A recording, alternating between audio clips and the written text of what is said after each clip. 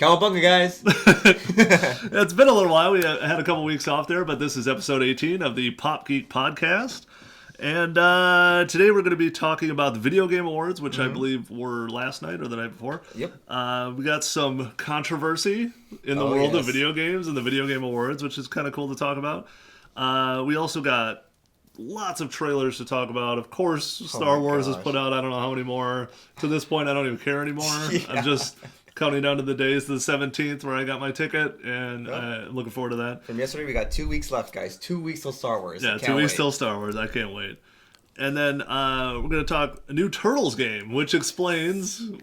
I should have just not said anything and just let the whole show go and let you wear this. What's wrong with that guy? Although this is very becoming of you. Yeah. True. Yeah. Right. But yeah, that's so we're going to talk new Turtles. We got plenty of fun stuff to talk about with the trailers. But first off, let's talk about the Video Game Awards. The big winner on the night was Witcher 3. Yeah. It took 3 of the awards. I mean, you kind of get that Best Film, Best Director award, which, like, if you're clearly the best developer, you probably had the best game. Yeah. So, like, they won Best Developer and Best Game of the Year. And, DJ Shredder. Yeah, there you go. And so, yeah, like, the controversy is it beat out Fallout 4. Yeah. If you want to call it a controversy. I mean, it's a good game. Witcher 3 is practically... I mean, a lot of people would argue it's better than Fallout 4. Yeah, I could argue with Witcher 3 that it looked gorgeous. I think it looked better than Fallout 4 did. It probably had just about as much content as Fallout 4 did. Yep. And the relationships that you build with the characters, I think, were more meaningful than Fallout 4, or it felt that way. Yeah. But yeah, at the same time, Fallout 4 is just a huge game also. And I had the anti-flap. I was like flipping through, which is funny. Like I've suddenly switched over to like Google Plus is actually a pretty enjoyable experience all of a sudden because I thought it was the most useless thing to come up with. Facebook too is the most pointless thing in the world. But actually, its feed is great for videos and content because people don't really just post angry shit anymore. Right. And also, it's not Facebook, so it's not my family. So it's like so it's not my aunt who constantly posts the worst stories in the world. Yeah. It's people going like, "Hey, look at this cool film trailer. Hey, look at this whatever."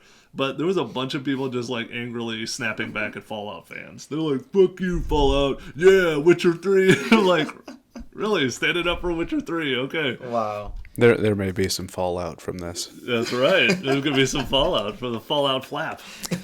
But the important thing, especially with this, someone wrote an article about it. Fallout was just released. Yeah. Witcher's been out for a while. Yeah, it gives you time to get used to it, get into the game. Fallout is a freaking massive game. I don't know if has anyone 100%ed that thing? I'm sure some hardcore weirdo has. I know a friend of mine beat the story in like 2 days. He finished in like 48, 50 hours, but he just played it constantly. Yeah. Like for 24 hours. Did you know side missions? Because I've heard people get locked into side missions for 18 hours. Exactly. So like he would like do like 1 or 2 side missions just to kind of get upgraded the gear to progress in the story, and then you just go back to the story. Like he finished it, and now he's working on all the side missions to try to 100% it. But yeah, it's who's his coke dealer? Yeah. I don't know. I'll try and get you his number though. Right? Yeah. Serious.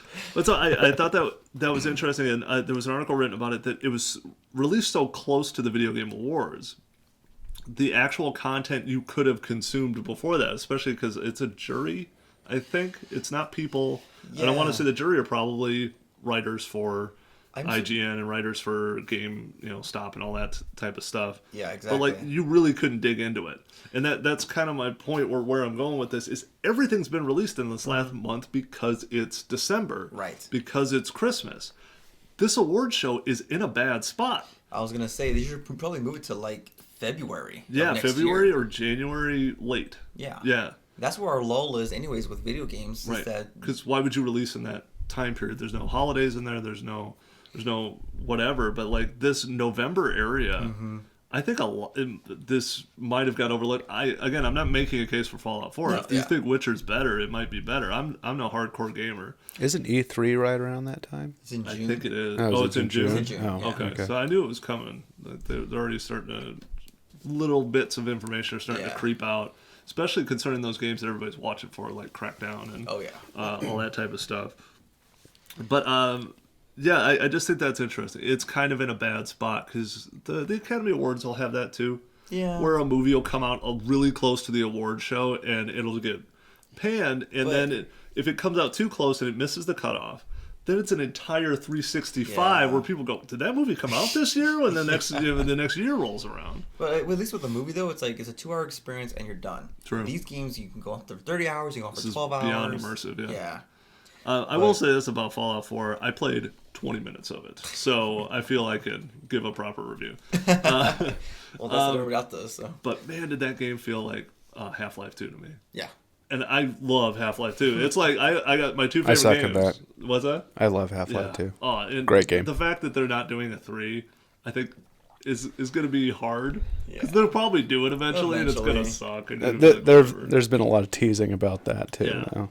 But, like, Half-Life is like my number 2 favorite game. My first favorite game is Full Throttle, if you guys have ever played that. It's a LucasArts game about a biker.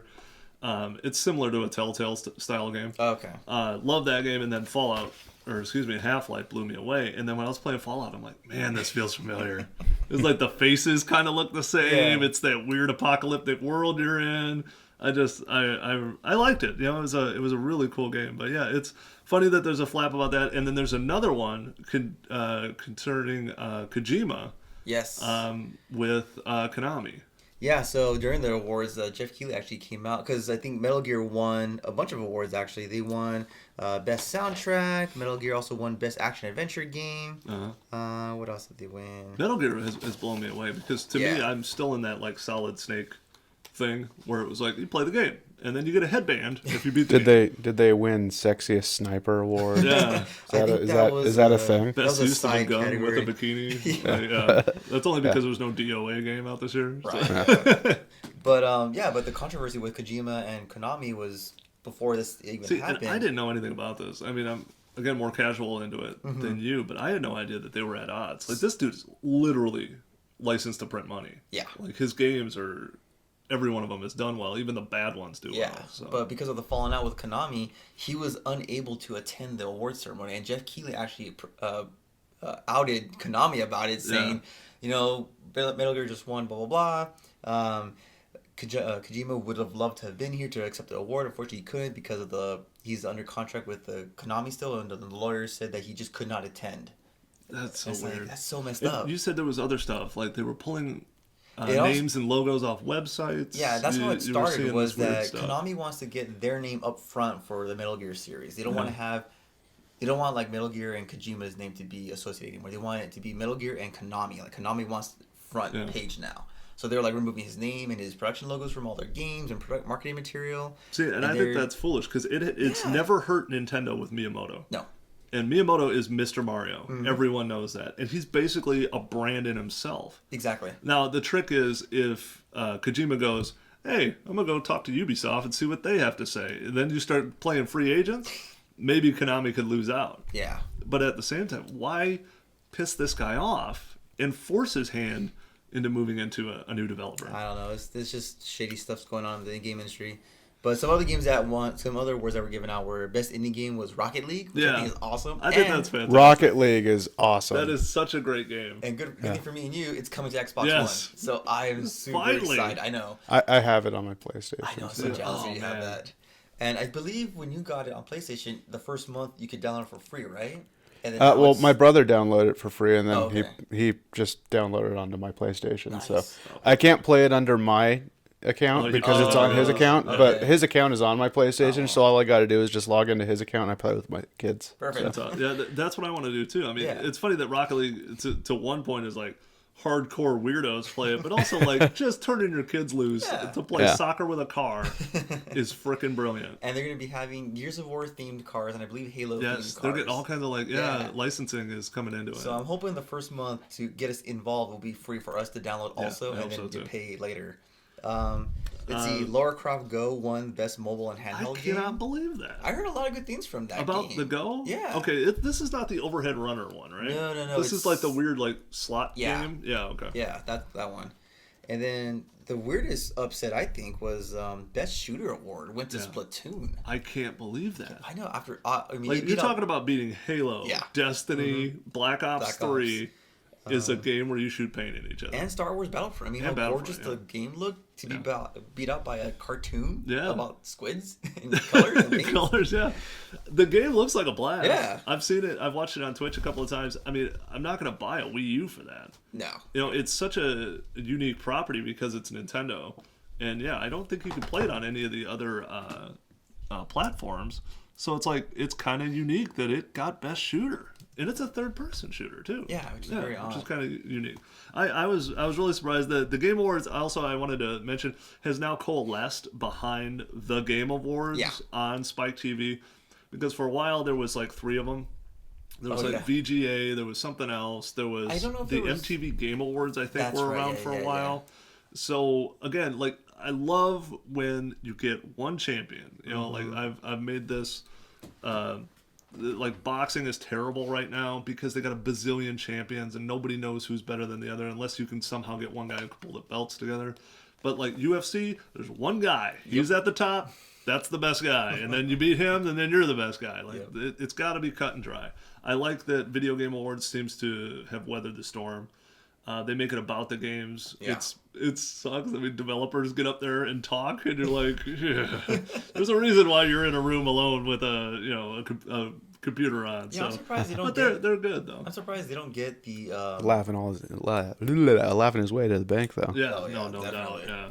But I'm surprised that these developers don't get the voice actors or the characters of the games to come up and accept the award. I think that would be way better. Well, that's something too. Like, think about. Like, we're big Destiny players. Like, the amount of the high-level actors who they have to constantly hire back to redo audio or redo dialogue. Like, the budgets on these games are reaching film budgets. Oh, yeah. And also, you're going to start seeing the flops come. Yep. And when the flops come, you're talking about a lot of money. Because, like, flopping in Hollywood, it's one thing if you're Paramount and you take a dump on a film. Yeah. You got another one. You got 50 in the pipe. But if you're a developer and you got 2 games coming... and you dump one of them, oh man, you know, and you're paying big time celebrities and stuff, and also celebrities are gonna want, you know, they want their games to be good because they want their voice and stuff on there. The last game I wanted to kind of point out for the awards, because you can read the rest of the list, guys, online at thegameawards.com and all that. We're not gonna get into best esports team. No, so. I know it's like although Greg Miller won an award, I think. Yeah, Greg Miller won Trending Gamer. All right. So GTA 5 has sold nearly $2 billion worth. Are you serious? Well, that's the other too. This is not numbers. You know, this is not money. Because if it was straight money, it would be easy to figure out which the best game is. Yeah. But it's kind of the same thing. Like, the best movies that make the most money don't win usually any awards. Because I'm going to tell you, Hunger Games is not going to win an Academy Award. Although, what movie just came out is being nominated for Mad Max Fury Road is being nominated for Best Picture. I'm like, that's awesome that they're actually kind of finally opening up. Big action film. Yeah, opening up their spectrum. Did that come out this year?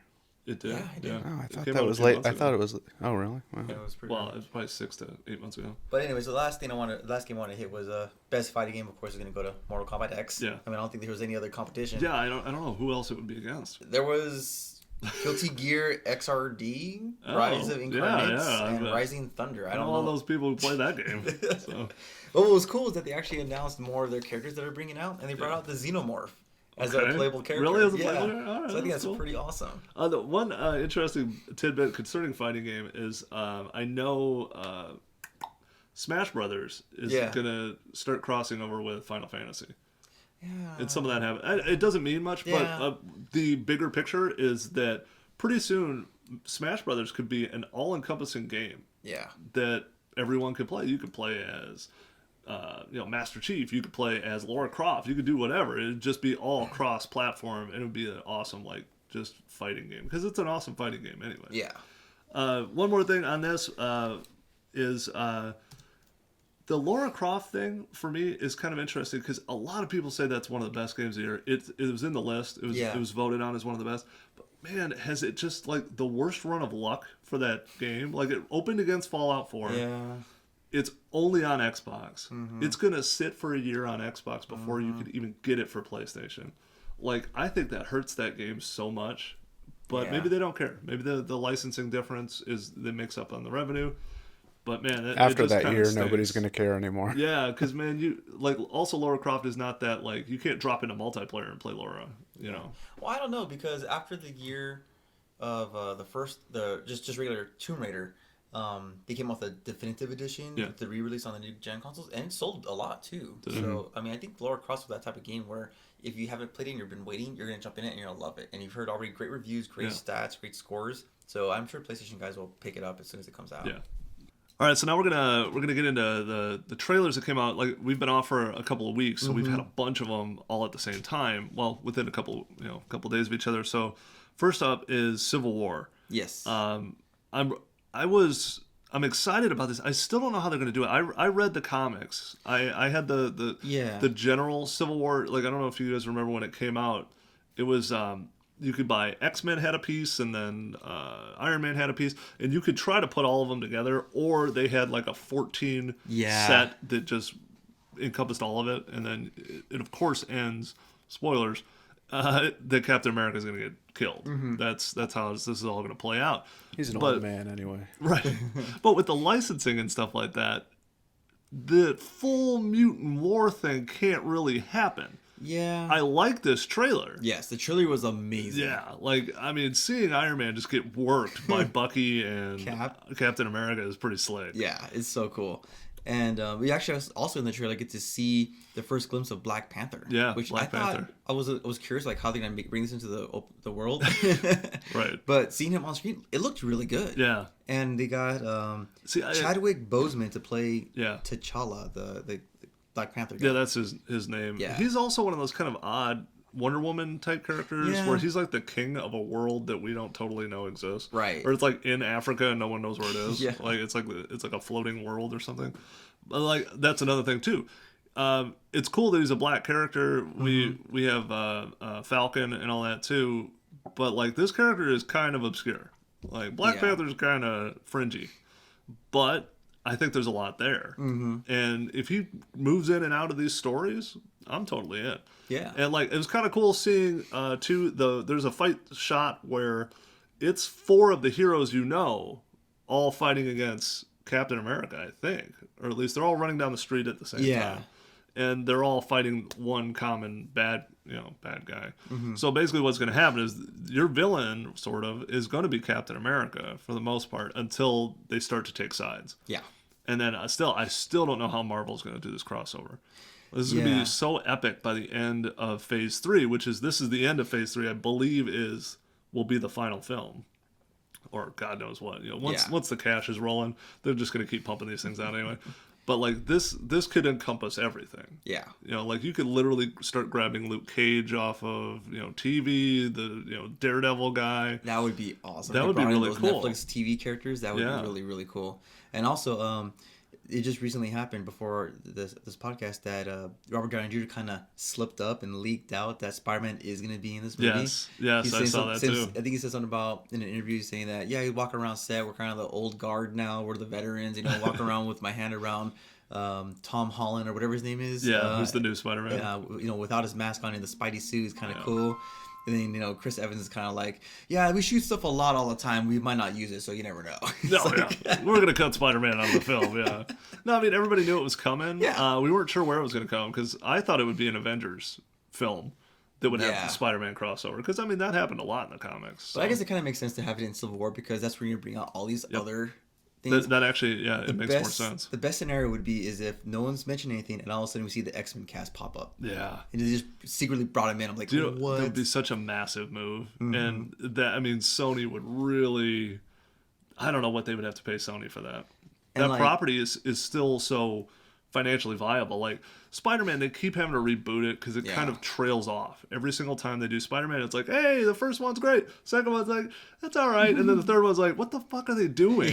And then they have to reboot it again. Now, what if they did this too in because it's too late for Civil War, the part 1, but it's Civil War part 2 when the shit starts hitting the fan? Yeah. Because Fox did shit with the Fantastic Four franchise. Yeah.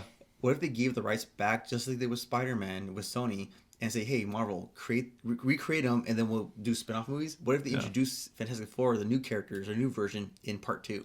That'd be cool. Just because the Fantastic Four play a huge role in the Civil War story. Yeah. Like, But man, I can't see that though. I think it was so cool. Again, it was such a bad franchise. I don't know if anybody would get into it. Yeah. And yeah, it would take them literally selling it out, Mm-hmm. like throwing up their hands and going, you know what, we're done with this property, and here you go, Marvel, and take it back. Yeah, why not though? Yeah. You know, just it didn't work. They're not great characters. It's not a great story. Yeah. Fantastic Four stuck around for a long time, but usually because they're involved with everybody else's stuff. Right.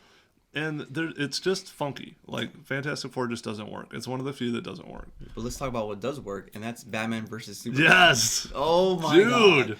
Like, that trailer, like, dropped out of the heavens. Like, what the hell? Like, I saw the first trailer. Yeah. I'm like, oh, cool. Batman fights Superman. This is, like, deep. I was into it. I felt like I saw the movie almost. Yeah, it was Wonder 3 minutes Woman long. shows up. Yeah. And Doomsday. Yep. Which I was surprised. I knew there was rumors about Doomsday showing up. I didn't figure they would ever show him in the trailer. Yes. I was blown away at the end when they did that. Yeah. And lots of Lex Luthor, too, which I thought was cool. Like, you start to see more of what he's going to do in this story. Like, you know he's a bad guy, but he's really smart and not really strong. So it's not going to be the battle sequence that you want. But he's going to pull the strings behind Doomsday. I like Jesse Eisenberg's... yeah, Luthor. He plays a good dick. Yeah, he kind of reminds me of the Lex Luthor from the original series. Yeah, with Gene Hackman. Yes, exactly. Like a little bit of that with some Heath Ledger Joker mixed in. See, I like the silly Sinister. Yeah. Like that works out. Like going full like comic relief doesn't work. No. But like doing to where like he's menacing but he's funny at the same time, which I think is a really cool aspect. Because what's funny about that is, like, Luthor in the books is never like this. No. He's just full-on dick. Yeah. Like, he just hates you. He's trying to find a way to kill you. He does not have quips. Like, he's all about that. But and for whatever reason, the film series loved that Gene Hackman one so much, where he was comic relief, but he was also the bad guy. Yeah. Like, he brought forth a lot of the sinister shit that happens. But yeah, I like Eisenberg looks awesome in it. I like the bad wig. Clearly it's a wig. You know that he's super vain about his hair and whatever. One thing I want to point out though is I know in Man of Steel there was so much controversy about like how much destruction went on in that Metropolis town. They play into that. And well, not only that, but in this trailer, Doomsday wrecks the entire town in one blast. I'm like, that's true. What the hell? Is true. Yeah. The other thing is like I love. The dialogue that's the out of suit dialogue between Batman and Superman giving each other shit like Bruce they don't like Clark each other. And the other thing you gotta remember is like for the casual fan, you see Batman and Superman, they're like, oh, they don't like each other. But like no, like you gotta remember Batman knows everything. Mm-hmm. He knows who Clark Kent is, and Clark Kent, he can use X-ray vision to see past his cowl. He knows exactly who he is too. And what bothered me was that weird just before the big trailer came out, there was a clip on, I want to say Kimmel, because almost all of this has been revealed on Kimmel, because Kimmel is Disney. Yeah. But DC is not Disney. But there was a clip where Superman drops in, and then you see like all these guys bow down to him, and I want to say those are the Dark Side Warriors. I don't Did know you pick that up? Somebody showed that online where there's flying guys in a couple of those shots. And those are the guys who actually work with Darkseid, which could get way deep. And again, they're setting up a whole film universe. So. Right. But he drops in there and then he's like mean-faced, which Superman never is, really. And then he comes up, he grabs the cowl and pulls it off, and he's like having this weird stare down with Batman. Yeah. And then, to me, though, that's not an accurate depiction of the film, because we're all pretty sure that that's part of that weird like forward seeing future sequence. Yeah, it's like a dream sequence. Yeah, that like because Wonder Woman can see into the future, I guess at times. So she probably sees that and says, if I don't intervene now to bring these guys together, this is what's going to happen. Yes, so because Superman will eventually get out of control. Is kind of what they're saying, which is again grabs a little bit of the Frank Miller, where in the Frank Miller Dark Knight, he's wrecked every hero in the world except for Batman, and the only reason he hasn't done Batman is because Batman retires. So like he rips Green Arrow's arm off and like all this other stuff. So like that's not an accurate depiction of like this is going to be this weird brawl and like Superman somehow a villain. It's not that way. Yeah. It's going to be more of they're going to have it out and then they're going to team up, which is cool because that's how old comics always are. Mm-hmm. It's always like Wolverine shows up and they're like, fuck you, Spider-Man. And then they get after it for a while and they go, wait a minute. We need to team up on this one. You know, it's like the Tom and Jerry when they finally have to get together to like take on something else. You know what I'm saying? Like, I'm really excited for it. The other thing I wanted to add was on IMDb, there's a weird way to look at this. Like people do it with the because the Star Wars soundtrack came out. Yeah. Remember they like accidentally told you that Qui-Gon's gonna die in the first film by releasing the soundtrack early. There's a couple of little things in there that you can look up. It's just like location stuff for the film. But on IMDb, Aquaman has a credit in this film. Oh yeah. Flash has a credit as rumored.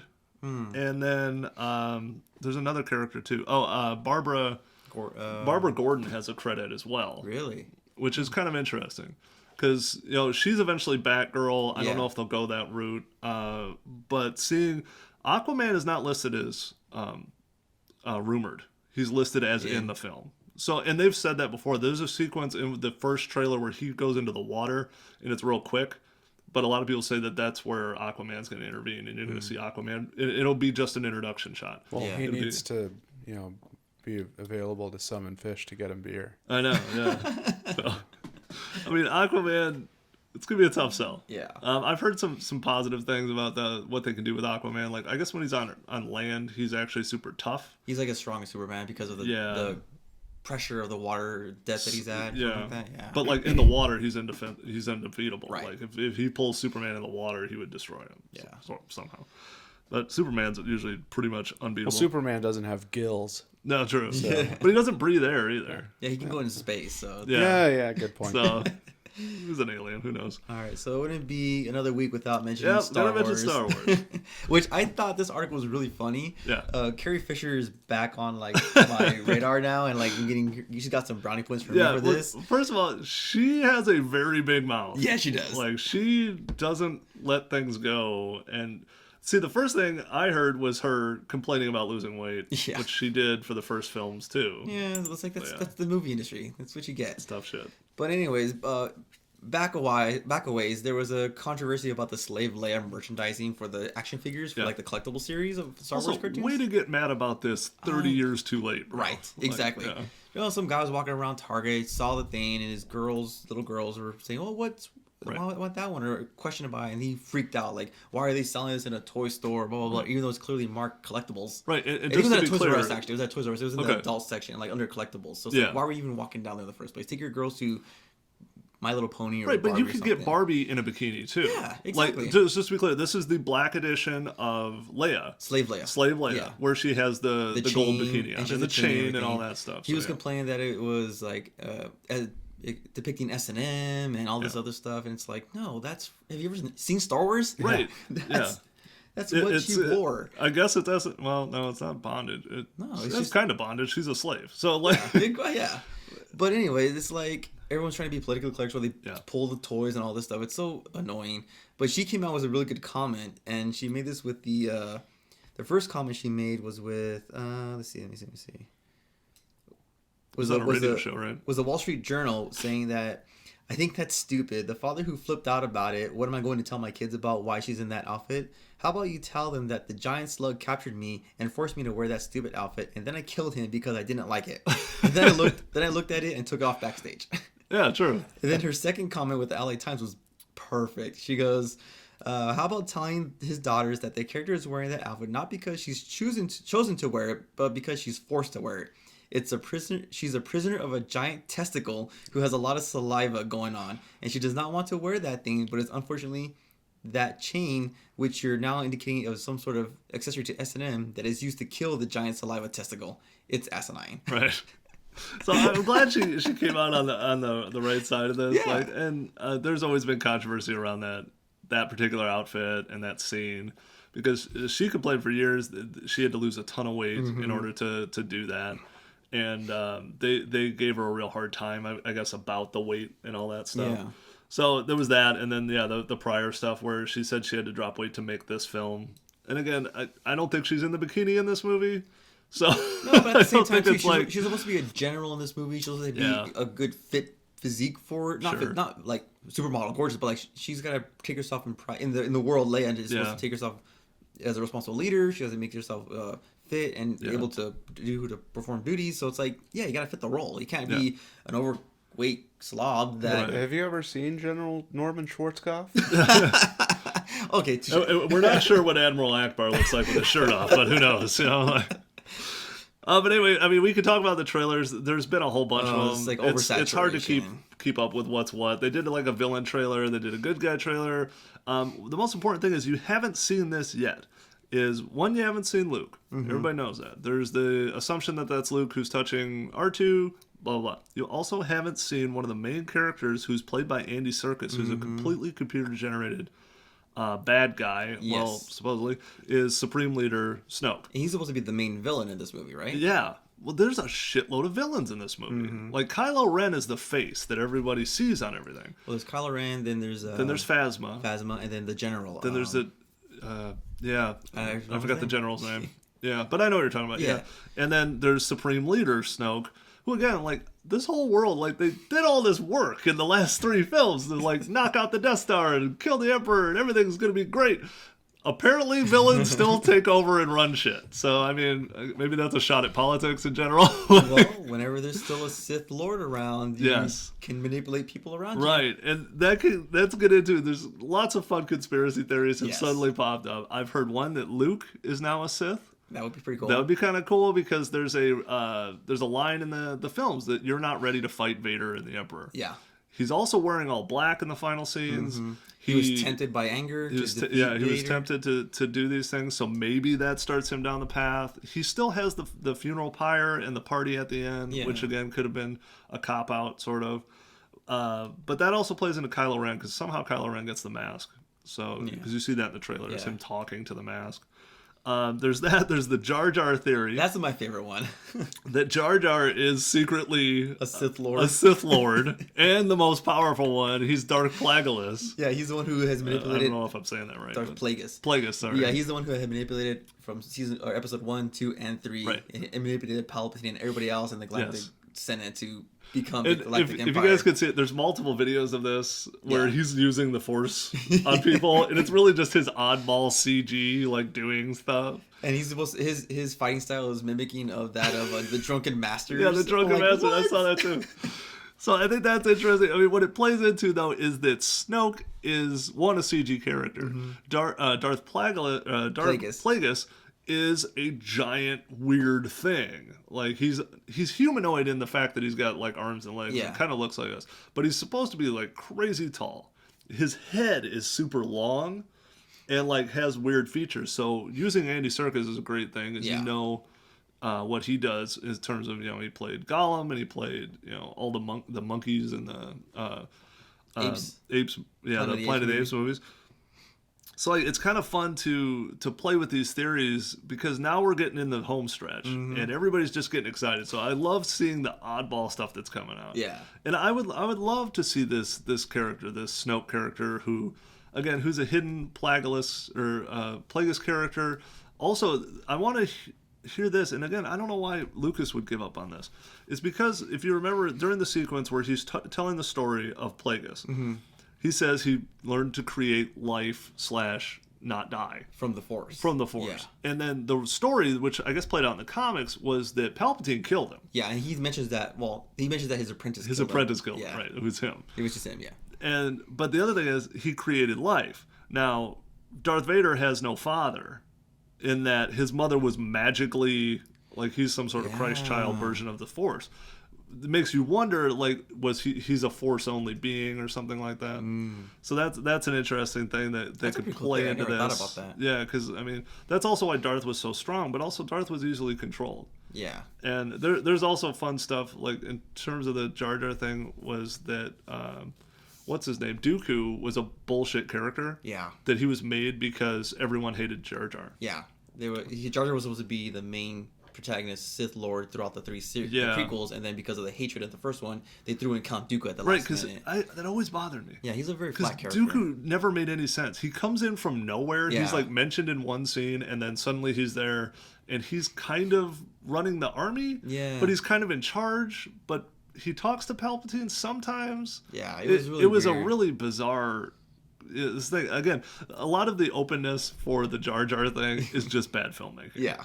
Like, those movies are not good. Nope. The CG was way too far ahead of its time to actually pull off some of the stuff that he was trying to do, which is why you have mouths moving in shots. He's not whispering. Yeah. Like, his mouth is moving because he's a goofy, shitty graphic. Like, you animation, know. Yeah, you know who your Sith Lord is? Who's that? Eric Stoltz. Eric Stoltz? Yeah.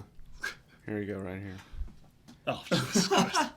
That's kind of true. Face, he does. Weird features. He kind of looks like the kid in the mask or whatever. Or mask, yeah. So anyway, so we'll do a couple of quick hits here before we wrap it up. Again, Turtles, so we're paying this one off. So if you've made it to the end of the show, the Ninja Turtles are rumored to have a new game in development. Super secret. Yep. Apparently, until someone in Australia leaked it. Yeah, the Australian Classification Board released the ratings for the new Turtle for a game movie. that nobody knew existed. Yeah, it's gonna be produced by Platinum Games. I just want to know who was trolling that. Yeah, I know, right? Who's like, you know what? I better check out the Australian, ratings board to see what new games are coming out. But this is going to be a fresh. It's going to be from Platinum Games, who just released Transformers Devastation. Yes. They also did Bayonetta. Yeah. I like the concept already, and we were talking before the show about it. Transformers Devastation is awesome. It's a good as game, far as just flat out goof around, play. It looks like the cartoon you used to play or used to watch as a kid. You get to kick ass on a lot of different stuff and destroy environments. It's really cool. This, I think, would be cool. I don't think they should do cell shading, probably. No, I would like to see, if they do go cell shading, I think they should mimic the cartoon that's out right now on Nickelodeon, because I think that would be perfect. Yeah. The perfect and that's the kind of push-pull with the Turtles thing. Is like, they're not going to do the movies, I don't think. Now, I just thought of it. I heard this on an IGN podcast. What if they did this, where they started out with the cell shading, but they did a la Arkham Knight, where you get skins, and they do different turtle skins from all the different eras. The That'd 80s, the 90s, the newer cartoons, the movies. Or the comic ones, or the comics, I think that cool. would be pretty awesome. And also, I've always liked, we talked about this too, is a lot of the original Turtle games were all brawlers, but you're usually all four characters. And I like that on the Wii one that I play with my son, is you can turn into each guy. They're all on the screen at the same time. It's not like pick a guy and go. But yeah, like I like who's doing it, because Bayonetta was ridiculous, which is fun. Transformers is a great smash 'em up game. And like you said, I want it to be like Arkham Knight. I want to smash B button and do crazy stuff. Yeah, mash B, counter. B, counter. Yeah. And then do some kind of, when you fill up your meter, if you're next to another turtle, press a super of some kind, where they join forces. Because they kind of did that with the TMNT Out of the Shadows game on the Xbox 360 arcade version, which I liked. The graphics were okay. The combat was kind of Batman, but not polished like Batman. But the combat system was very intense. Like, you had combos, you can chain attacks, you had all four turtles, you had special abilities, you could level up each turtle individually, which is cool. That's cool. It was very immersive for what it was, and I think they kind of went too far and made it too complicated. But if they dumbed that system down, I think it'd be a lot of fun. Yeah. And if they made it drop in, drop out co-op. Yes. So like, if me and you all three of us wanted to play, I could start off as Raph or whatever. You guys just hop into your favorite turtles and just start playing on your own screen. I could see you over there and be like, I'm going to come help you out. Awesome, yeah. And then if you have to go or whatever, you guys just hop back out, and then AI takes right back over. Yeah. And then allow you know what that reminds me of is the old stand-up arcade game. Yeah, remember with the 4 controllers and you pick which guy you wanted to be? Exactly, just like that. Black Ops 3 has something where you can play campaign mode, but like online, remotely. So like I can play it like at my house in campaign mode, and my brother in Houston can jump on and join my campaign. Nice. That's cool. And then if he jumps out, doesn't interfere your campaign. See, that's perfect. That's, cool. That's the way to do it with multiplayer, especially this type of game. Because like, that would be awesome. Destiny, he can drop in and play with me, but if he drops out, I'm screwed. Yeah. Because I could have like a 320 player not playing with me all of a sudden. The other thing about the Turtle game, you were saying that the Australian rating was M. Oh yeah. Yes. So, everyone was a little excited. We're like, dude, fucking nasty turtles. Let's do it. Turtle, right?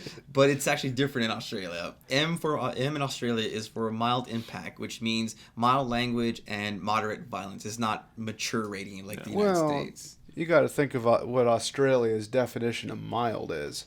Yeah, I mean, that might be mature for us, because down there, extreme violence is child's play. Right.